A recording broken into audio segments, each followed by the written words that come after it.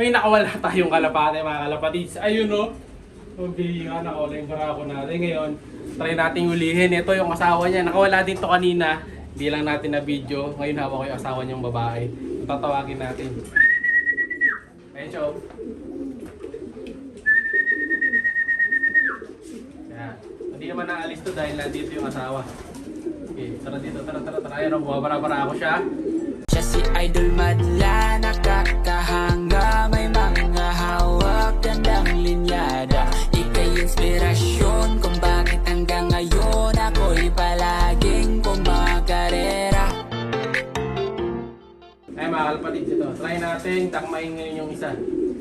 Pero, pag nilipat natin dito, tingnan natin kung susunod. Ayan o. Ayan, sumusunod. No? So, ang kailangan natin gawin yun. Papapasok natin sa ligtas na pwesto. Kasi ngayon, pwede siya tumakas dito sa side na to eh. So, lipat natin. Dali natin dito. Sige, dito boss. Saan yung papasukin dito?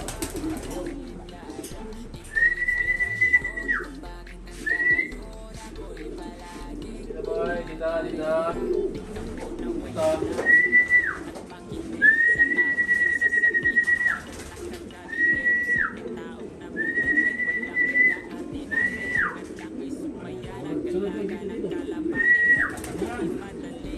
Sunod dito.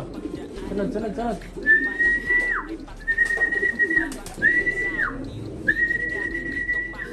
Try natin dito mga kalapatids kung susunod siya.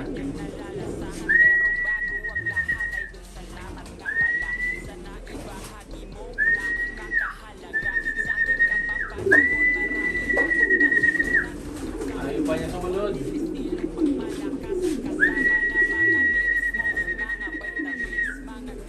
Pag galato, tatry ko ng dabain mga kalapatids. Ayan siya. Para dito. Pero sanay naman to eh. Si ano to mga kalapatids, si Paasa Junior. Ito yung multiple pulling winner natin na ginawang breeder. No, kagabi nakawala to. Dito siya nakakulong mga kalapatids. Ayan, sa cage na to. So kanina, pagtingin ko, nakita ko nakaganyan, nakabukas. Hindi ko nalagay ito, kaya yung naging lesson talaga to. Na pag kinulong nyo ganyan, dapat nalagay nyo yung mga anak na ganyan. Ay, tulad nito, ayan. Ito, hindi rin nakasara, ayan o. Ayan o, pag tinulak nila to, makakalabas sila. Sara na natin. Tina pa. Minsan kasi yan, tulad nito, hindi rin nakalagay. Ayun pa, hindi rin nakalagay. Makakatakas. No? Buti na lang ito, sanay. Ito, alam ko sanay din to pero matagal na. Gigi, lapit. Yan, nabara-barawa naman yun. Nalapit siyang konti sa kami ko ito, makadadakma ako na to. Yan, sakyan mo tol.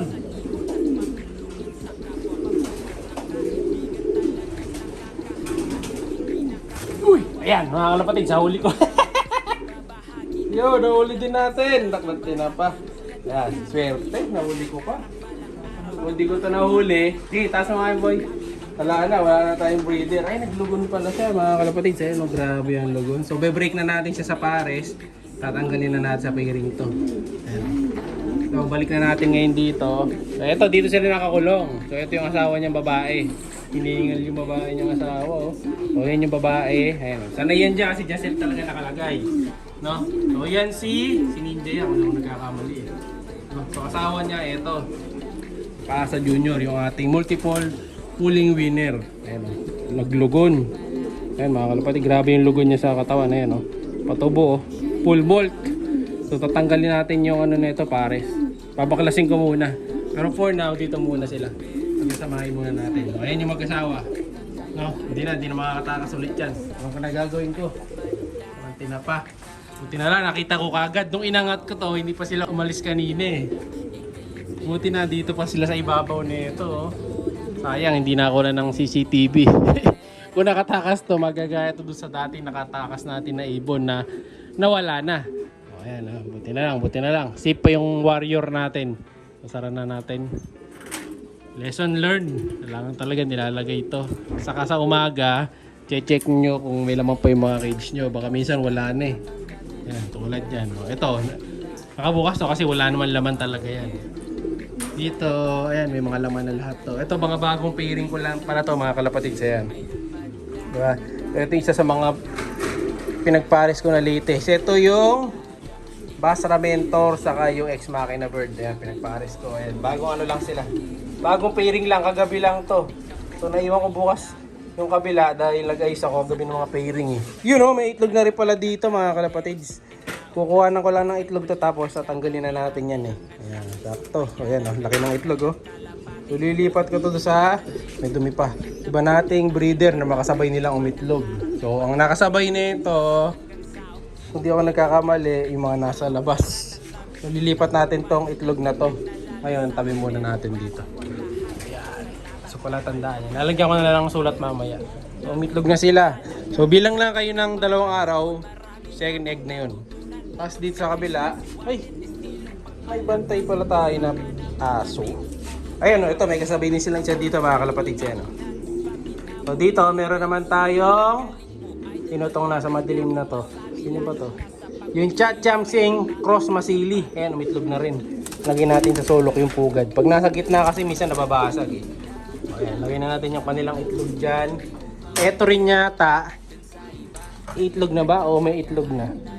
Wala pa, yung Ex Machina na ibon, ayan o, umitlog na rin agad. Eto meron to, pero di ko sure kung may similya na eh. Check natin sa mga susunod na araw. Eto maaga ding umitlog eh. Ayan o, yung ating Alphonse Vandenbroek cross dun sa Imbrek. Ayan, umitlog rin kaagad, ang aga niyang umitlog, ang liit pa nung anak ko. Tapos dito, ito umitlog na rin, kaso matagal na. Pero baka i-break ko na to, last clutch na to eh. So, ito, pinagpares ko rin pala bagong pairing. Etong, meron tayo dito ang Taiwan bird eh. Ito. Taiwan to. Taiwan cross Taiwan, nasa madilim sila. Cross dun sa Alphonse Vandenbroek. Ayan, pinagpares kong bago. So, marami tayong pinag-pairing kahapon. Meron pa sa labas eh. Sara na natin. Baka tumakas ka din eh. Ayan ang pinares ko, Grizzle cross dito sa isang checkered. Bagong pairing natin yan, mga bagong pairing. Ayun, may itlog din doon mga kalapatid. Ewan ko kung sino yung malukong itlog na to. Ayan o. Sino kaya to? Pero walang similya dapat yan dahil all hen sila dito. Parang si ano to ah. Si Boy Amo, yung kapatid ni Boy Paasa mga kalapatid. Si Boy Amo yan, ayun, umitlog din siya doon. Puro sila babae dito. Pero umitlog. Sabihin, itlog taba lang yan. So tatanggalin din natin yan. Mamaya alisin na natin kasi nagsisiga-siga eh. So alisin ko na nga. Kasi baka di makakain mamaya pag nagpatuka ako. Matatakot yung mga tropa niya. Ito yung itlog nyo. Ayan. So tatabi natin ngayon to. Titingnan ko kung may similya o wala. Pag nagkasimilya, ibig sabihin lalaki to. Yung bagong lagay ko, ayan o. Alanganin pa ako dito eh. So comment kayo kung lalaki to o babae. So tingin nyo, ayan. So tingin ko lalaki to pero mabait eh kaya dito ko muna nilagay. Eh no, ganda ng pangatawan, di ba? So titingnan pa natin kung kak talaga or hen yan. Siya'y kalapatistang napakagaling na kinakilala.